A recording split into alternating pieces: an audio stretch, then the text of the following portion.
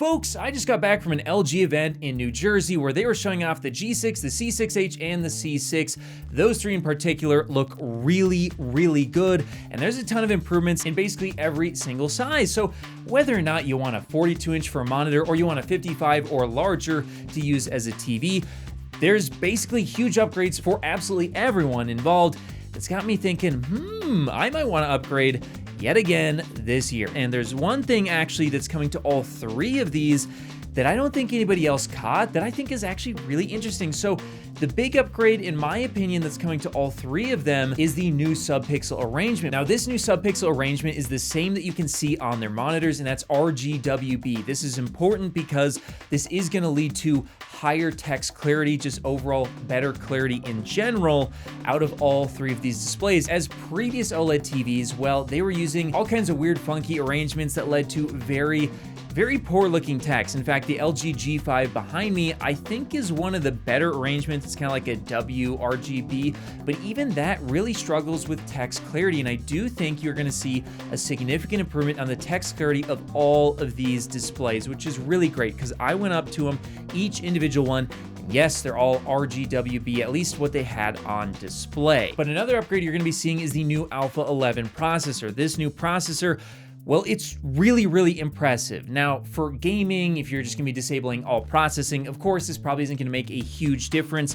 Outside of, it can now handle 12-bit color processing, which means that banding, well, it's been significantly reduced. They showed us some scenes, and yeah, this new processor was able to significantly reduce that banding that we saw on previous OLED TVs, and that means that, especially in dark environments with, color gradients, you're gonna see cleaner gradients, and everything's just gonna look that much better in HDR, but this will also allow you to upscale some lower resolution content. Now, upscaling on TVs, in my opinion, has been very hit or miss in the past, but here they showed us 720p SDR up to 4K HDR, and I'm gonna be honest with you, when they compared it to the actual native HDR, it was really close. So they're doing something really special with this new processor to eliminate all kinds of problems, including banding, better upscaling, as well as I was told that basically every single TV should be significantly reducing the near black problems and dithering that we saw on previous OLED TVs. Now, if you don't know about this, basically as we got near black, there was a lot of crawling and graininess on the screen, and certain scenes could have somewhat of a, diagonal lines going across the screen, and I've been told, now we'll wait and see how it actually holds up, but I've been told that apparently all their TVs, and I would expect at the very least their highest end TVs, should be significantly reducing this problem. Hopefully it's just, quote unquote visually solved. You can't completely solve it on OLED, but hopefully it's basically invisible at this point. But again, we'll have to wait and see how effective this new fix is. But however, I did also confirm that, allegedly, all of these sizes and models should all have now 165 hertz support. So 4K 165 hertz, all the way from the 42-inch C6 to the, 83-inch G6. All of these models should be receiving, really low latency from 120 hertz, 60 hertz, 165 hertz. All those should be, fixed. We shouldn't be seeing, weird problems there anymore. I know originally the G5 launched with some extra latency at 165 hertz. At least that was the report. That should be fixed, and all the models should be getting 165, which is really great to see. And in terms of the actual panel breakdown, of course, the G6 is going to be the highest end model. This is going to be very, very bright. We're going to be talking, probably in excess of 3000 nits in certain content. They did side by side it next to the G5, and it was noticeably brighter. Now, does that matter a ton at this point? I would say probably not. The G5 was already super, super bright, but it's great to see regardless. Brighter is better. And then below that is the C6H, which I do know that one definitely should be using the same panel as the G6. It's just gonna be a little bit nerfed. However, that's only gonna be the case on the 77-inch and higher. If you go below 77-inch, at that point, you're gonna be looking at a regular C6, and that's gonna be significantly dimmer overall. Now, the C6 still has the same subpixel arrangement, so some of what you get in the G6 is technically there. In the C6, the question is, what's the brightness gonna look like? Now, what I can tell you is it looked really good in person, but my concern is gonna be the 100% window brightness. If you're picking up a 42-inch C6 to use as a monitor because of the higher 165 hertz refresh rate, how bright is it gonna be? Is it gonna be over 200 nits? I didn't get a chance to test, so we'll see very shortly. I'm gonna be getting these TVs very, very soon, starting off with the G6, which actually, if you're watching this video around the time it goes up, you should see that review, I wanna say within like a week from now. I should have it live, so stay tuned for that. Make sure you're subscribed, but I do think you're gonna see a significant improvement, not only with the refresh rate and, responsiveness of the 42-inch and 48-inch models, but I think the brightness is gonna be way higher as well. We'll see about color, but I think this should be finally a big improvement over, older 42-inch models at this point, at least with the refresh rate, if nothing else.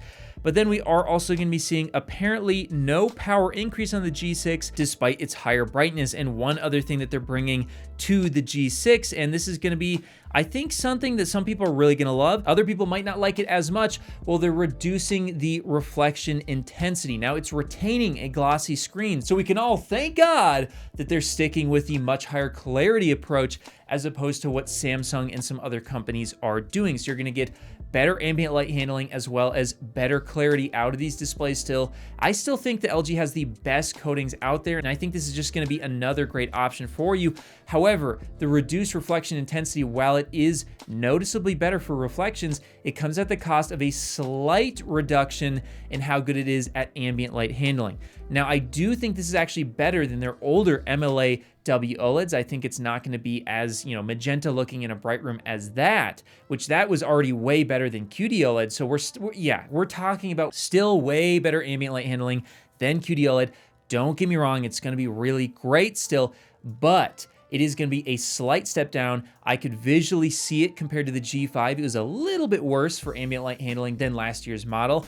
And I did confirm it with LG as well. They said, yes, this is expected behavior. This is the trade-off we had to make, at least for now. Maybe they can get the best of both worlds in the future, but I still think it looks really great. It was a trade-off they had to make to reduce reflections. And I think it's gonna be actually a good approach, giving you still really good ambient light handling while reducing reflection intensity even more, much better than a matte coating in my opinion. And I think a lot of people are really going to love it. So I wouldn't be too afraid of that, but if you want the best ambient light handling, I think with the C6H and below, you're gonna still have the older coating. So that actually might be, if you want the absolute best ambient light handling, that might still be the way to go. And maybe that's a good way for them to segment the G6 and the C6 going forward, when they go to the 7 or 8 models in the future. Now, I did also ask them about off-angle viewing, as if you're a critical viewer of OLED TVs, you might know that LG OLEDs do somewhat suffer a bit off-angle when it comes to color representation. Mostly it's only visible on large white objects where it can start to turn maybe a little bit green off-angle. It's not too bad, way better than mini LED, don't get me wrong, it's not that bad, but it is still an issue. And basically, from what I could get out of them, it sounds like it is still probably going to be an issue. They're kind of making it sound like it's something that they're always working on, but I couldn't really get a straight answer as to whether or not I should expect it to be better.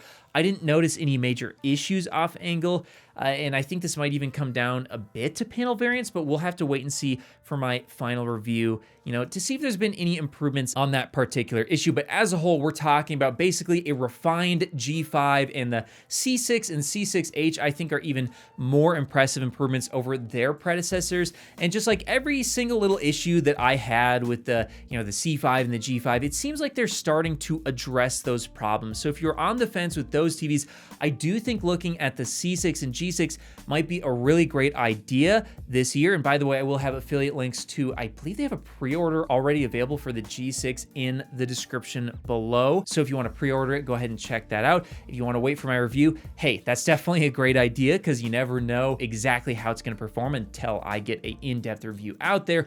But as a whole, I was very impressed, and it does look like a sizable upgrade over the G5, and just a great refinement that I think a lot of people are going to be really, really happy with. I think especially those of you out there looking for a 42-inch monitor. I think that's going to be a really great option, so make sure to stay tuned, as I definitely will be reviewing those very shortly. Oh, and by the way, if you're wondering, no, there will not be any 42 or 48-inch G6 models in the US, so 55-inch and up for the G6.